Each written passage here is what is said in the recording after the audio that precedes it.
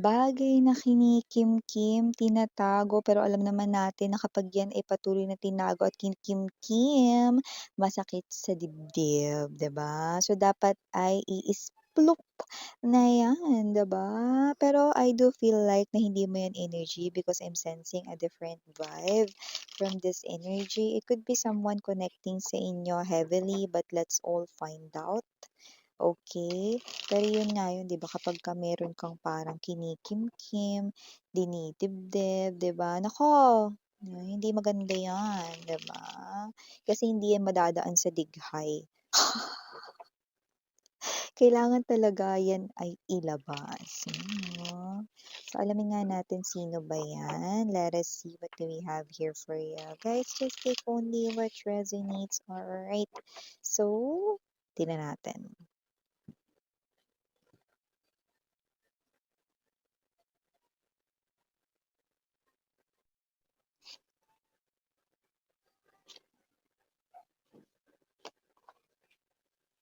Oh, so this is about your person right in here na sa makabilang bahay, na sa makabilang relationship, may someone else, no? Okay, or nagkaroon ng separation sa inyong dalawa because of a third wheel or a third party right in here. Pero look at that, world and two, three of swords energy, five of swords is in reverse position. Yan, no? Medyo sumasakit yung ulo niya ngayon, no? Okay. Oh. Bottom of the deck, Two of Swords energy, Eight of Swords in the Page of Swords right here. So, definitely, kung sino man tong energy na lumalabas rito, no? Okay? Pinakamalaking mensahe na nakukuha natin dito, no, is that your person is kinakahiya niya ngayon. Yung third party 'no. Yung iba sa kanila rito, yung third party kasi 'no, kaya hindi magawang maging proud ang iyo ritong person sa third party dahil yung third party ay posibleng merong ka-connect ni asawa yung iba sa kanila or meron dito na someone 'no, na puwedeng, iniputan niya rin sa ulo. So, nakita natin dito na hindi magawang maging proud ang person mo 'no, sa kanya ritong kalokadidang, kalaguyo, mistress 'no, someone else, third party, name it 'no. Ano man yung tawag mo sa kanya, bruha. Bruha 'no, mangkukulam, 'yan, nakuha ko rito na iba yun yung tawag ninyong literal sa kanya. Ayan 'no, wala tayo ritong gender, babae, lalaki, LGBT, lahat ay welcome. Pero bago natin pag-usapan pa more ang reading ninyo 'no, batiin muna natin ang lahat. Hi and hello there everyone, my name is Yan, welcome new subscribers, returning stam buyers, thank you po sa inyong walang sawang love and support.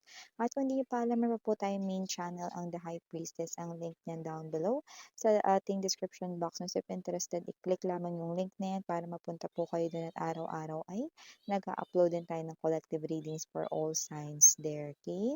At syempre, rin po tayo rito na time period, pwedeng timeless ito no nangyari na. Sa iba nangyayari naman ngayon at sa iba ay mangyayari pa lang. Kaya naman, just take only what resonates. But here, I do see 'no, na meron dito na energy ng person mo, like this is an update about your person at ang kanya ritong third party with the Seven of Wands energy and the Five of Cups, ayun 'no. Namomroblemang malala ang person mo rito, so nakikita natin mga babes 'no, dahil kung sino man yung third party niya possible na nagkakaproblema siya ngayon.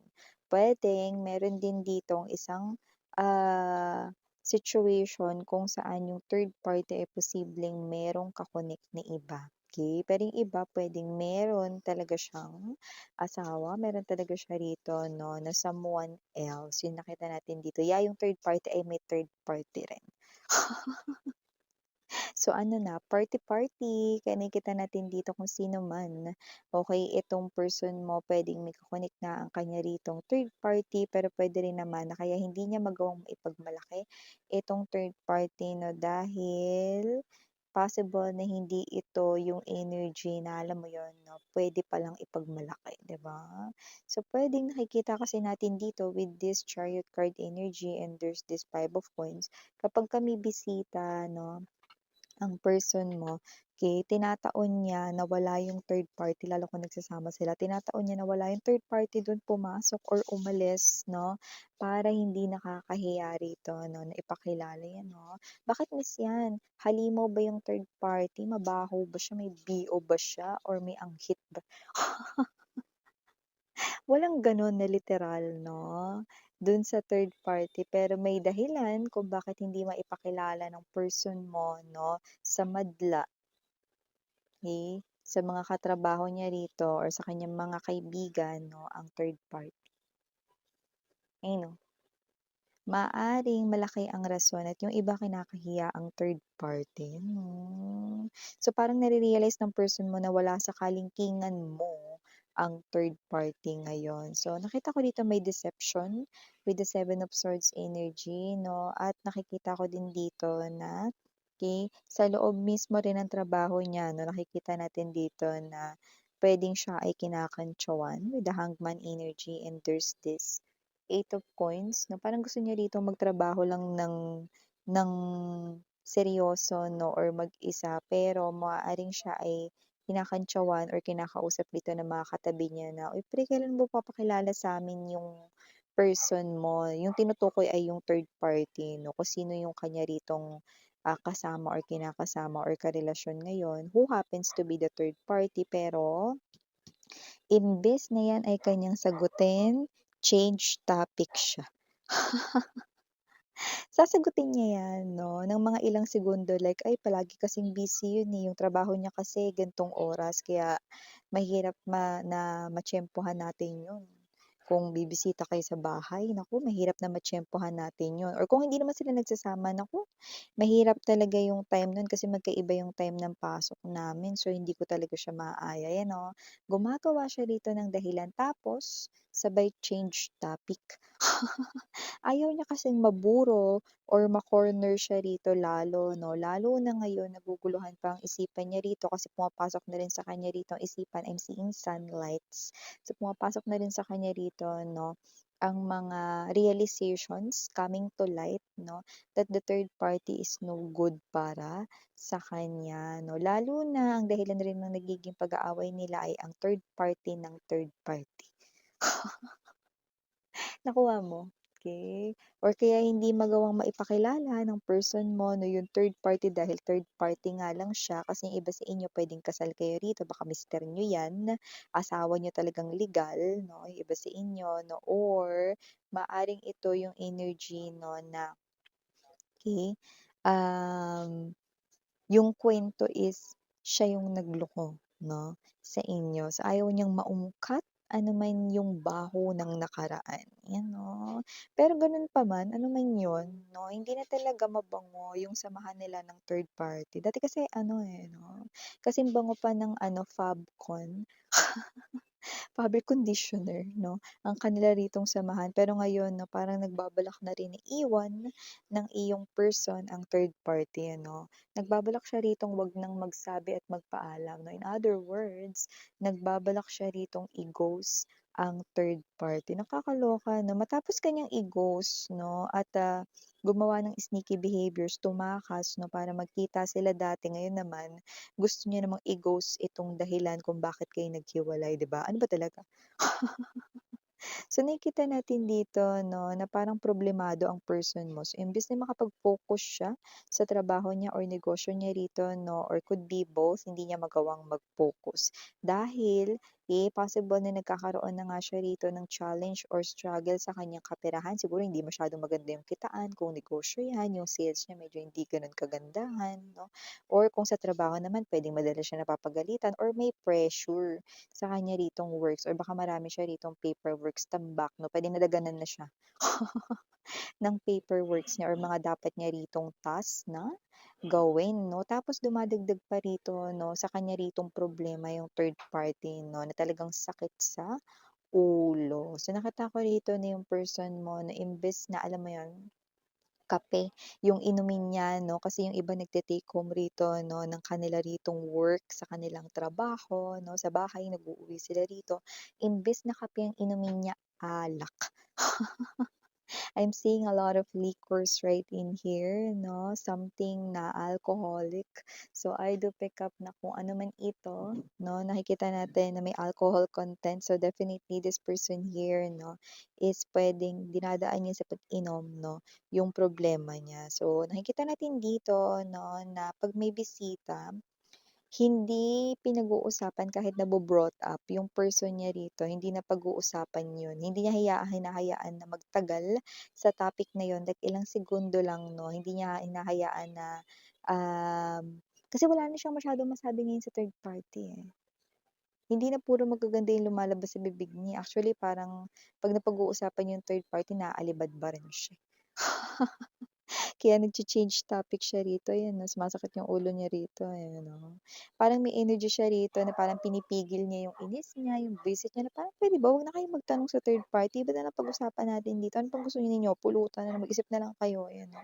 Iba na lang topic natin, yung mga dati na lang na topic natin, 'wag na yung ganyan kasi ayan 'no, parang konting-konti na lang, 'di ba, ubos na yung pasensya niya rito. Kasi ayaw niya naman talaga na mapag-usapan 'tong third party. Kasi araw-araw na nga sila ritong parang halos nag-aaway, 'di nagkakaintindihan. Tapos kapagka may bisita gusto niya lang na parang mawala yung isip niya kahit panandalian o kahit sa araw lang rin naman na yun or sa mga oras na yun, 'di ba? Tapos pag-uusapan pa yung third party. So, umay. Nauumay na yung person mo rito sa nakikita ko. So, I do see na sa day off niya madalas umaalis itong person na 'to, pero hindi para makipagkita sa third party kung hindi sila nagsasama 'no, hindi para makipagkita sa third party kundi para, um, mag-ano, aliwin yung sarili niya. Puwedeng solo travel, pupunta siya rito sa favorite niya ritong kainan 'no, or milk tea house, coffee shop, mag-isa. Eh, para makapag-isip-isip or tamang road trip 'no, or tamang biyahe-biyahe, solo travel 'no, or yung iba naman sinasadya nila rito yung pumunta sa mga kaibigan nila or sa ka-close nila rito, tamang kuwentuhan, pero hindi dun sa third party kasi nga parang hindi na nagiging maganda 'no, yung situation niya with the third party and parang may energy pa nga rito na parang yung third party masyadong nagliliwaliw kasi parang may iba yung third party. Eh, yung iba, may iba talagang asawa 'yan, pero yung iba bukod pa dun, 'di ba? Kakaloka 'no? So, yung third party, may third party rin. So, ang tawag sa kanila ay party-party. So, nakikita natin dito 'no, nakakaloka yung day off mo 'no, 'di ba ang sarap pagka day off mo sa bahay ka lang, 'di ba, chill-chill ka, Netflix chill 'no, kaya manonood ka ng favorite series mo, movies mo habang ikaw nagkakape 'no, kumakain ng paborito mong snack or chicha, 'di ba? Siya hindi, lalo na kung nagsasama sila ng third party, ano, "Alis muna ako."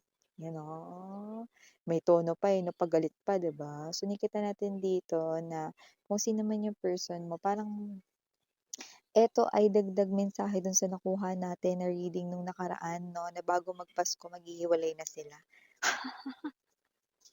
Oh, eto na yun 'no, mga babes, na nakita ko dito gumagawa na ng pagpapasya, lalo na yung sunlight na nakikita natin dito 'no, ay, things coming to light, realizations about, hindi magandang mga decisions way back then ng person mo and I do pick up 'no, na pasasaan ba, okey, aalis din siya sa koneksyong ito, okey, dahil umay na siya, eh, oh. Umay na ang person mo sa third party rito, 'no?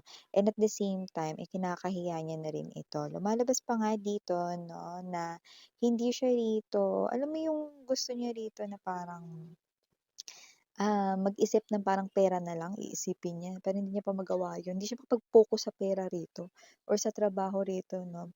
Dahil yung third party ay binibigyan siya rito ng alam mo yun, dagdag problema tapos nang-aaway pa, yan, oh.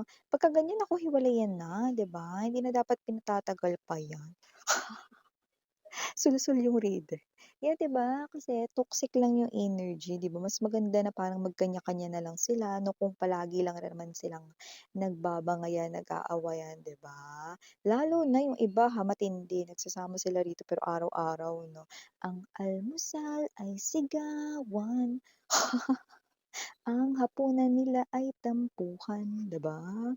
So, umay talaga, 'di ba? So, I think hindi na 'to magtatagal 'no, maaaring ito ay added messages 'no, dun sa reading na malapit na silang mag-separate, okey, ng third party dito. For the initials, yes, we do have unang-una na diyan letter J, K. We also have here the letter Y, M, P.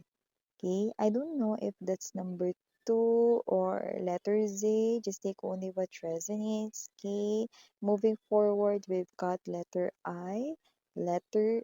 I also do not know if it is 9 or letter G. Just take only what resonates. Kapag sinasabi ko yun, ibig sabihin cursive yung writing no na nakikita ko. Okay, and last but not the least letter, we have here the B as in boys. So yeah, these are all the messages I've got right here for you guys. Again, I'm Yuriana Ani. Sarang Hail, Love, and Light.